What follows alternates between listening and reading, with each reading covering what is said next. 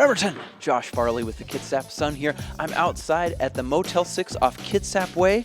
They are just about to reopen following 17 months of being closed due to a gas explosion. I've got that story along with 5 total you just got to know about happening in Bremerton this week.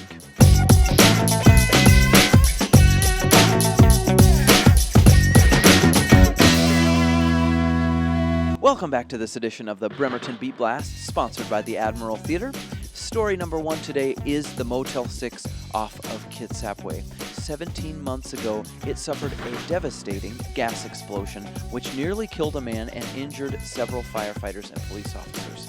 Finally today, 17 months later, the management of the hotel is almost ready to reopen the first phase. More than $2 million has been spent upgrading, renovating, and basically creating a new hotel right here in West Bremerton. Well, finally we're getting there. We are really excited to reopen. It's basically a brand new property. It's the part of the building, the frame is old, but everything else is new, so you can say it's new from the scratch. Just the same feeling.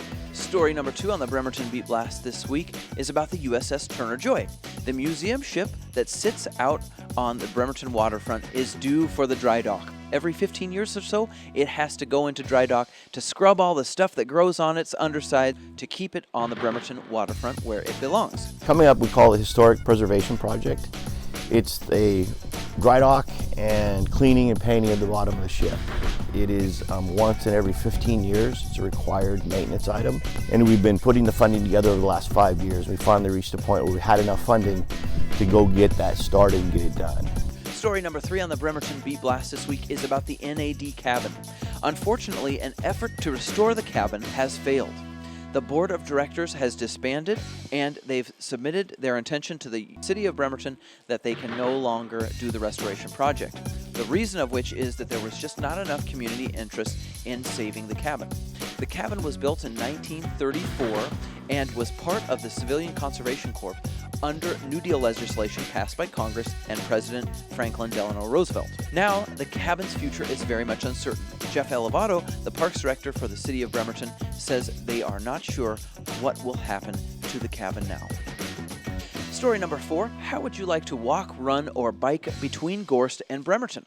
The first leg of a Kitsap County-wide trail could in fact be between Otto Jarstead Park in Gorst and the south end of Kitsap Lake. It'd be about 3 miles long, and there's a meeting tonight to discuss it under what is a joint operation between the City of Bremerton and Kitsap County. If you can attend the meeting tonight, it is at 7 o'clock at the Oyster Bay Public Works headquarters for the City of Bremerton. And finally, story number 5 is remembering Pat Laney. He was a longtime teacher at Bremerton High School where he taught technical theater, and he also managed the Bremerton Performing Arts Center between 1988 and 2009. Pat died of complications from diabetes and several progressive illnesses. He was revered in this community for his work ethic and for his passion in not only teaching students, but keeping a top-notch performing arts center here in the community.